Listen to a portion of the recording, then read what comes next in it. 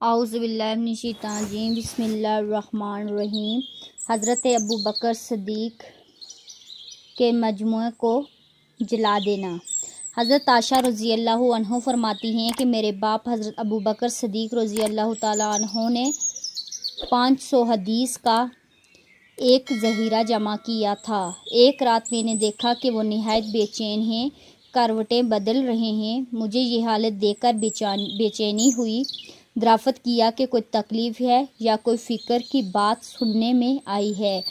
عرض کیا تمام رات اسی طرح بے چینی میں گزری اور صبح کو فرمایا کہ وہ حدیث جو میں نے تیرے پاس رکھی ہیں اٹھا لا۔ میں لے کر آئی، آپ نے ان کو جلا دیا۔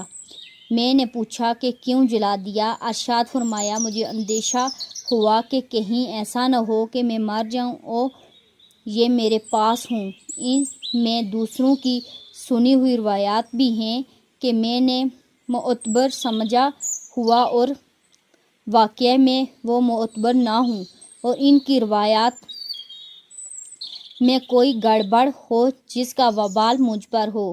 حضرت ابو بکر صدیق کا یہ تو علمی کمال و شغف تھا اور انہوں نے 500 حدیث کا ایک رسالہ جمع کیا اور اس کے بعد ان کو جلا دینا یہ کمال احتیاط تھا